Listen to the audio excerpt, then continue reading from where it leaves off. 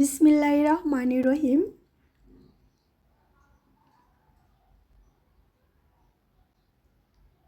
সংসার জীবনটা হচ্ছে যুদ্ধময়, কখনো বেদনাদায়ক, কখনো শান্তিময়দায়ক।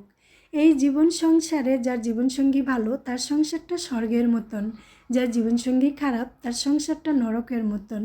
আসসালামু আলাইকুম, আমি জেসিন স্বপ্না ঢাকা থেকে বলছি। জেসিন স্বপ্না সাব্বির ব্লগ থেকে সবাইকে আরেকবার স্বাগতম। কাছে এবং দূরে, দেশ ও দেশের বাইরে যে যেখানটা আমার ভিডিও দেখছেন এবং দেখবেন, আশা করছি আল্লাহর রহমতে সবাই ভালো আছেন। আলহামদুলিল্লাহ, আমি ছোট্ট পরিবার নিয়ে ভালো আছি। আজ সকালে অফ ক্যামেরা নাস্তাটা করে ছেলেকে নিয়ে একটু দুষ্টামি করছে। তো ছেলে কী করছে বারবার আমাকে দেখাচ্ছে আর আমিও সাড়া দিচ্ছি। সাড়া না দিলে ওই যে কান্নাকাটি বাহানা শুরু হয়ে যায়। তো ছেলের সাথে দুষ্টামি করে আমার প্রিয় রান্নাঘরে চলে এসেছি। ভালোবেসে যে রান্নাটা করা শুরু করে দিয়েছি সেটাই আমি আপনাদের মাঝে শুরু করছি। সবার সুস্বাস্থ্য কামনা করে আজকে আমার নতুন সুন্দর একটা ভ্লগ নিয়ে আমি হাজির হয়ে গেছি। তোমরা স্কিপ না করে শুরুতে শেষ পর্যন্ত আমার ভিডিওটা দেখো, আশা করছি ভালো লাগবে। এখানে আমি ছোট মাছ নিয়েছি রান্না করার জন্য। আমি টমেটো, পেঁয়াজ কুচি আর সমস্ত মশলাগুলো দিয়ে আমি ব্যাটারটাকে খুব সুন্দর করে মেখে নিয়েছি। আর তারপরে দিয়ে দিচ্ছি ছোট মাছ দিয়ে আলতো করে মশলার সাথে মেখে এখন আমি দিয়ে দিচ্ছি সামান্য পরিমাণ পানি। এই মাছটা রান্না করলে খুব সাবধানে রান্না করতে হয়, পানি বেশি দিলে মাছটা কিন্তু গলে যায় আর খেতে ভালো লাগে না, দেখতে একদম অসুন্দর লাগে। তো আমি অল্প পানি দিয়ে যেভাবে মজা ও স্বাদ পারফেক্ট রেখে আমি এই ছোটো মাছটা রান্না করি।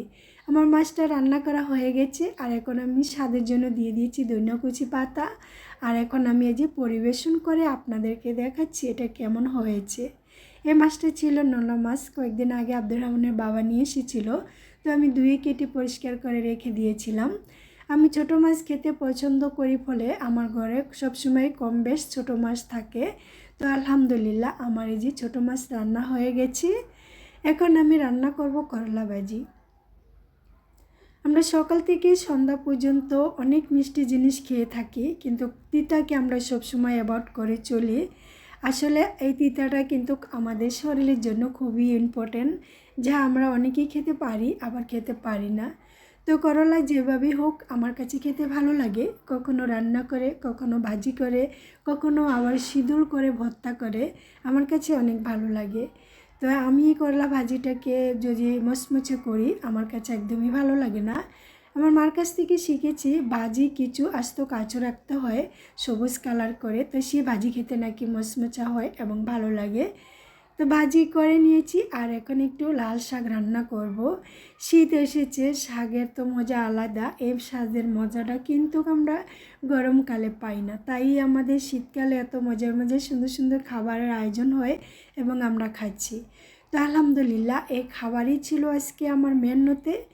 আর আমি আজকে একটা বড় কাজ করতে যাচ্ছি, সেজন্য আমি সকাল সকাল রান্নাটা করে রেখে দিয়ে আমার এই বড় কাজের প্রস্তুতি নিয়েছি। এখানে আব্দুর রহমানের বাবা 3 কিলো জলপি নিয়ে আসছে, তো জলপিটাকে আমি বটুত ছড়িয়ে এখন খুব সুন্দর করে ধুয়ে পরিষ্কার করে নিব। আমি বানাবো জলপির আচার। জলপির আচার এক একজন এক এক রকম বানান, কারোটাই কিন্তু ভুল না, সবাইটাই কিন্তু সঠিক। কিন্তু অনেকের কাছে শুনি ওনাদের আচার নাকি নষ্ট হয়ে যায়, দীর্ঘদিন রেখে খেতে পারে না। তো আমার বয়সে আমি একবার আচার বানিয়েছিলাম, আমার শ্বশুরবাড়ির লোকজনকে খুবই প্রশংসা করেছিল। আর এই কয়েক বছর ধরে আমি আচার বানাই না, কিছু আমার মা দেয়, কিছু আমার শাশুড়ি মা দেয়, বাস ওদিকেই আমাদের চলে যায়। আর মাঝে মাঝে কিছু কিনে নিয়ে আসে। তো আমি এবার প্রস্তুতি নিয়েছি আমি খুব মজা ও স্বাদ করে আব্দুর রহমানের বাবার জন্য আচার বানাবো। আব্দুর রহমানের বাবা আচারটাকে এত পছন্দ করে যা কোনো মেয়েও মনে এত পছন্দ করে না। তো পরিবারকে খুশি ও ভালো আনন্দ দেওয়ার জন্যই আমি জলপির আচারটা বানিয়ে নিচ্ছি, কারণ এখন আর কারো আশায় বসে থাকা যাবে না, নিজের চেষ্টা নিজেই করতে হবে। এখানে আমি আচার বানাইলে আচারের জন্য সবচেয়ে প্রয়োজন মশলাটা আপনি ছোটিকেও পারফেক্টভাবে যদি বানাতে পারেন আপনি আচারটা দীর্ঘদিন রেখে খেতে পারবেন। এখানে আমি নিয়েছি পাঁচফোড়ন, মেথি, জিরা, ধনিয়ার পাখি, কালি জিরা, সব কিছু নিয়ে কয়েকটা শুকনো কাঁচা মরিচ দিয়ে আমি এটা খুব সুন্দর করে ভেজে লাল লাল করে নিয়েছি। আর এখন আমি এটাই যে ব্লেন্ডার করে নিচ্ছি। তো আচারের জন্য আমি যে মশলাটা বানিয়েছি আপনারা এরকম মশলা বানাবেন, দেখবেন দীর্ঘদিন যাবত 4 বছর 5 বছর তো আপনি এই আচারটা পরিবেশন করে খেতে পারবেন। আমার মশলা বানানো হয়ে গেছে। আর এখন আমি নিয়েছি সরষের তেল খাঁটি।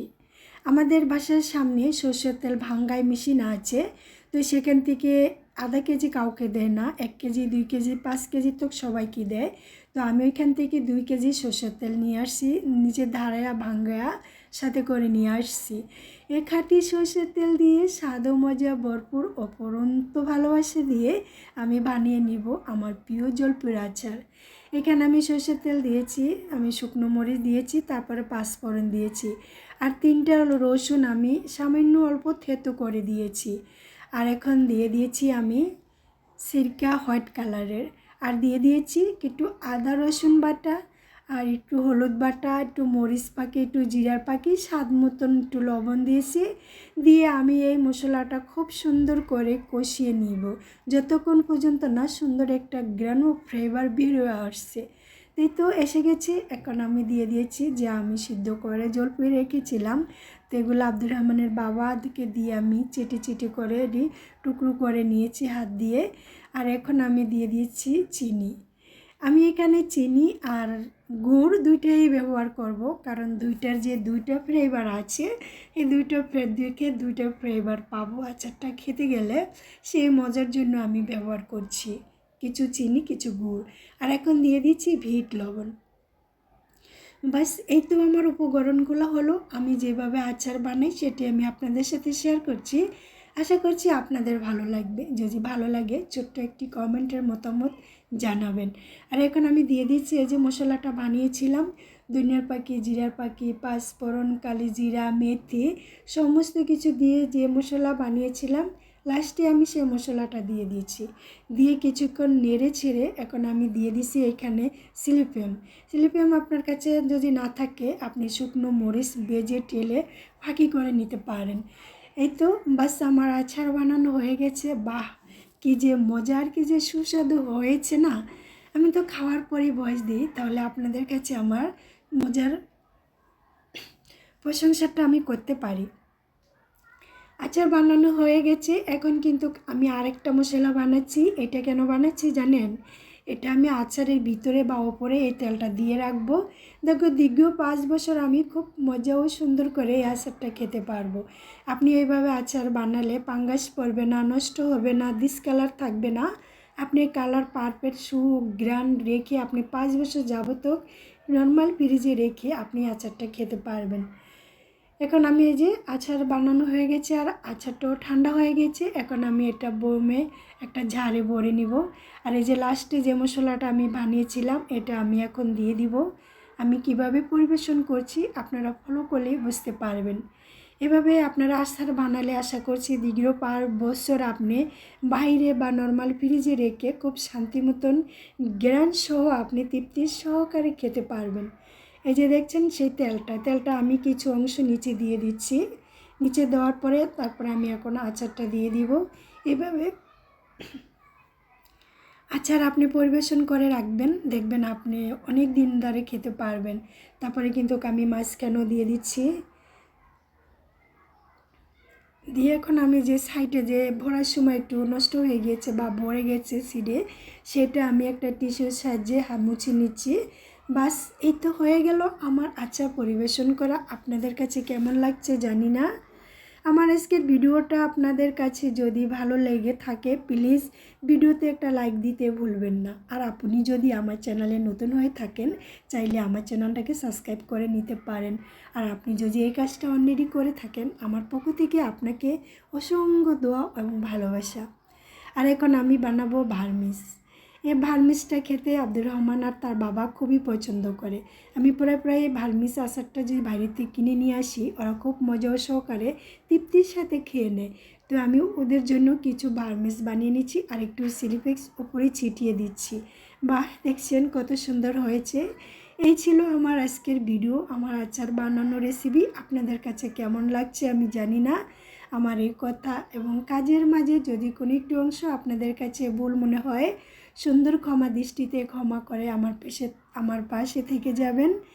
সবাইকে ভালোবাসি, সবার সুস্বাস্থ্য কামনা করে বিদায় নিচ্ছি। আল্লাহ হাফিজ, আসসালামু আলাইকুম।